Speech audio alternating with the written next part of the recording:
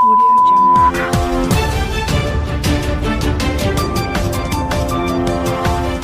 नमस्कार, ये रेडियो वर्षा है।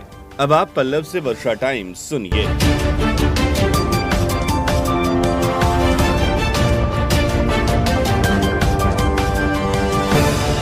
पहले सुर्खियां। 18 ने कोरोना को हराया तो 8 लोग हुए संक्रमित। कुल आंकड़ा 5336। 7 महीने के इंतजार के बाद आधार कार्ड का बनना हुआ शुरू। कृषि कार्यों में लगे किसान, कहीं है उत्साह तो कहीं कृषक परेशान। और मारपीट करने के लिए पत्नी नहीं मिली तो पड़ोसी की हत्या। अब वर्षा टाइम्स विस्तार से। कोरोना संक्रमण के ग्राफ में अब कमी आने का सिलसिला लगातार जारी है। स्वास्थ्य विभाग के आंकड़े इस बात के गवाह हैं कि जिले में हर दिन हो रही सैकड़ों लोगों की जांच में 10 से कम लोग संक्रमित मिल रहे हैं। पिछले 24 घंटे के दौरान जिले में मात्र 8 लोग कोरोना से संक्रमित पाए गए हैं। इस अवधि में 18 लोगों ने संक्रमण को मात देने में सफलता प्राप्त की है।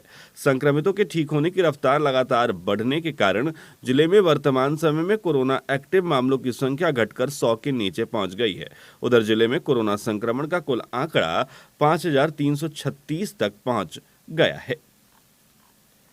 अब आधार कार्ड को लेकर लोग निराश नहीं होंगे। पहले कोरोना फिर विधानसभा चुनाव आ जाने के कारण आधार कार्ड बनने का काम बंद हो गया था। अब कोरोना का असर कम होने तथा विधानसभा चुनाव संपन्न होने के बाद 7 महीने के बाद गुरुवार को थावे प्रखंड कार्यालय में खुले आधार कार्ड सेंटर में आधार कार्ड बनाने का काम शुरू हो गया, जिससे लोगों को काफी राहत मिली। पहले दिन आधार कार्ड बनवाने के लिए प्रखंड कार्यालय परिसर में लोगों की भीड़ लगी रही।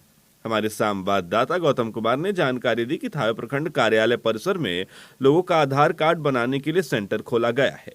मार्च महीने में कोरोना महामारी फैलने को लेकर लॉकडाउन लगने के बाद आधार कार्ड सेंटर को प्रशासन ने बंद करा दिया।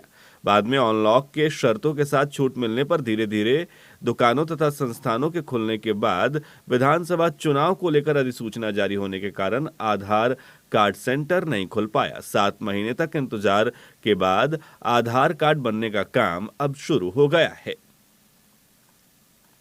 हमारे माझागढ़ संवाददाता सुदेश प्रसाद श्रीवास्तव ने जानकारी दी है कि विधानसभा चुनाव संपन्न होने के बाद बरौली विधानसभा चुनाव मैदान में लड़ रहे 20 प्रत्याशियों ने चुनाव के दिन तक जीतने के लिए अपनी पूरी ताकत लगा दी, परंतु मतदाताओं ने अपने मत का दान कर ईवीएम में उनकी किस्मत को बंद कर दिया है। 10 अक्टूबर को होने वाले मतगणना को ही पता चलेगा कि किसका क्या हाल रहा है।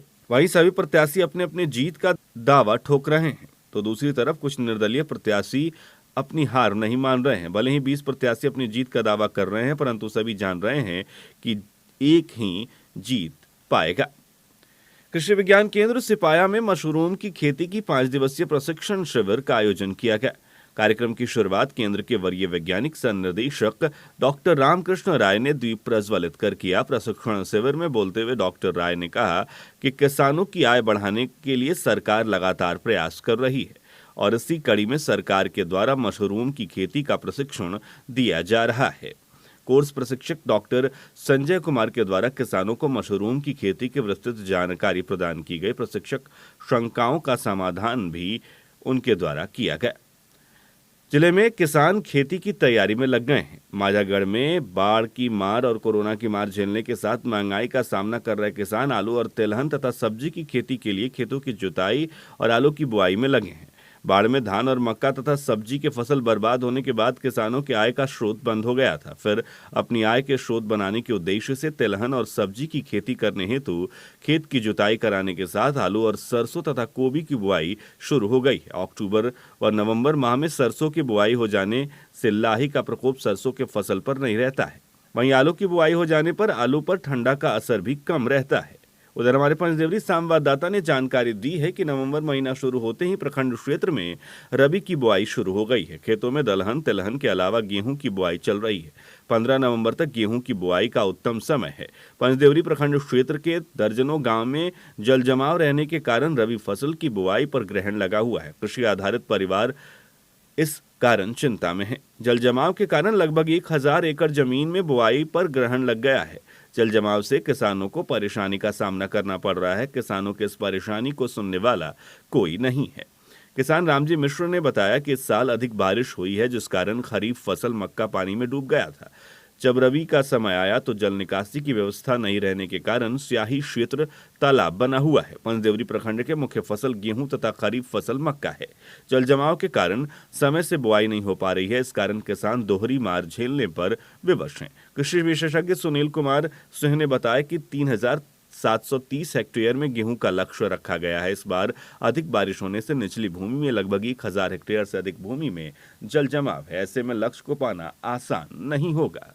उधर कटिया थाना क्षेत्र के बेलाडीह गांव के पास एक ट्रैक्टर ट्रॉली की चपेट में आने से एक युवक गंभीर रूप से घायल हो गया। चिकित्सकों ने उसे गोरखपुर मेडिकल कॉलेज रेफर किया है। बताया जाता है कटिया थाना क्षेत्र के सबिया निवासी रामेश्वर गुप्ता का पुत्र राजेंद्र गुप्त अपनी बाइक से प्रसिद्धनाथ गांव की तरफ जा रहा था। उसी समय बेलडीह की गांव की तरफ से तेजी से ईंट लेकर आ रहे ट्रैक्टर ट्रॉली की चपेट में आ गया। इससे बाइक सवार युवक गंभीर रूप से घायल हो गया। परिजनों द्वारा इलाज के लिए उसे निजी क्लिनिक में भर्ती कराया गया, जहां चिकित्सकों ने उसे बेहतर इलाज के लिए मेडिकल कॉलेज रेफर कर दिया। उधर थावे प्रखंड के वृंदावन पंचायत के वृंदावन सदासी राय गांव में मुख्य सड़क पर ट्रैक्टर पर लदा धान का बोझा हाई वोल्टेज 11,000 की तार की चपेट में आने से जलकर राख हो गया। बताया जाता है कि रेलवे लाइन के उस पार पश्चिम से ट्रैक्टर पर धान 80 बोझा लाद कर किसान रमेश कुमार अपने घर ले जा रहे थे। इसी दौरान वृंदावन सदासी राय गांव के मुख्य सड़क पर 11,000 हाई वोल्टेज तार काफी नीचे होने से ट्रैक्टर पर लदे बोझे में वो सट गया, जिससे आग लग गई। इसके साथ ही किसान की सारी मेहनत जलकर राख हो गई। काफी मशक्कत के बाद ग्रामीणों ने आग पर काबू पाया। कटिया थाना क्षेत्र के विशुनपुरा गांव में बुधवार की रात आपसी विवाद में पड़ोसी की चाकू मारकर हत्या कर दी गई। घटना के बाद गांव में तनाव की स्थिति उत्पन्न हो गई। घटना की सूचना मिलने पर मौके पर पहुंची पुलिस ने शव को कब्जे में लेकर पोस्टमार्टम के लिए सदर अस्पताल गोपालगंज भेज दिया।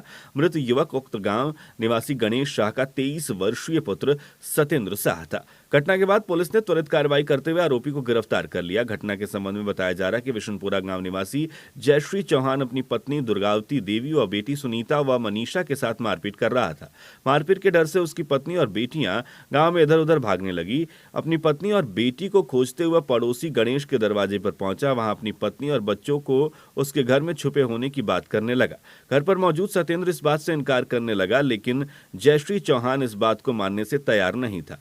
वह बार बार कह रहा था कि उसकी पत्नी व बेटियां उसी के घर में छुपी हैं। इस बीच जयश्री चौहान सत्येंद्र के पेट में चाकू घोंपकर उसे गंभीर रूप से घायल कर वहां से भाग गया, जिसके बाद गांव में अफरा तफरी मच गई। परिजन तथा ग्रामीण गंभीर रूप से घायल सत्येंद्र को प्राथमिक स्वास्थ्य केंद्र पंचदेवरी ले गए, जहां डॉक्टरों ने उसे मृत घोषित कर दिया। घटना की सूचना मिलने पर मौके पर पहुंचे पिकेट प्रभारी रियाज अहमद मामले की जांच कर रहे हैं और शव को कब्जे में लेकर पोस्टमार्टम के लिए गोपालगंज भेज दिया गया है। इधर घटना को अंजाम देकर आरोपी जयश्री चौहान मौके से फरार हो गया। पुलिस ने त्वरित कार्रवाई करते हुए कटिया थाना क्षेत्र के हीरमती रानी देवी स्थान के पास से उसे गिरफ्तार कर लिया। घटना के बाद परिजनों में मातम छाया हुआ है। मृतक सत्येंद्र की मां राजकुमारी देवी, पिता गणेश, भाई दुर्गेश व प्रिंस, बहन रीमा, बंधन व सीमा का रो रो कर बुरा हाल है। राजद प्रत्याशी रियाजुल हक राजू के सुरक्षा गार्ड को लाइन हाजिर किया गया है। एसपी मनोज कुमार तिवारी ने कार्रवाई करते हुए उसे लाइन हाजिर किया। मतदान से पहले प्रत्याशी के भाई के साथ पैसा बांटने का वीडियो वायरल होने पर कार्रवाई की गई है। यूपी से शराब लेकर आ रही बोलेरो जब्त कर ली गई है। धंधेबाज फरार बताया जा रहा है। उत्पाद अधीक्षक राकेश कुमार ने जानकारी दी कि वाहन जांच के दौरान 3 बाइक और 204 बोतल शराब जब्त किया गया। ये कार्रवाई गोपालपुर थाना क्षेत्र के कोटनरहवा के समीप की गई। माधोमठ गांव में नाला खोदने का विरोध करने पर लाठी डंडे से हमला कर एक ही परिवार के 4 सदस्यों को जख्मी कर दिया गया। घटना के बाद सभी घायलों को इलाज के लिए सदर अस्पताल में भर्ती कराया गया है। अब कुछ वर्षा टाइम्स दरभंगा प्रमंडल से। हमारे दरभंगा प्रमंडल संवाददाता गोपाल पोदार ने जानकारी दी है कि समस्तीपुर के वैनी ओपी क्षेत्र के खुदीराम बोस चौक स्थित एक जूता चप्पल की दुकान में बुधवार की देर रात आग लग गई। घटना की खबर फैलते ही बड़ी संख्या में स्थानीय लोग व प्रशासनिक पदाधिकारी मौके पर पहुंचकर आग पर काबू पाने का प्रयास करने लगे। इस दौरान घटनास्थल पर काफी देर तक अफरा तफरी मची रही। आग बुझाने के लिए लोग काफी मशक्कत करते रहे। बाद में पूसा, ताजपुर व जिला मुख्यालय से पहुंचे अग्निशमन वाहन ने आग पर काबू पाने का प्रयास शुरू किया। अब अंत में सुर्खियां एक बार फिर। 18 ने कोरोना को हराया तो 8 लोग हुए संक्रमित। कुल आंकड़ा 5336 पहुंचा। 7 महीने के इंतजार के बाद आधार कार्ड बनना हुआ शुरू। कृषि कार्यों में लगे किसान, कहीं है उत्साह तो कहीं कृषक परेशान। मारपीट के लिए पत्नी नहीं मिली तो पड़ोसी की हत्या। इसी के साथ वर्षा टाइम्स का ये अंक समाप्त हुआ। नमस्कार।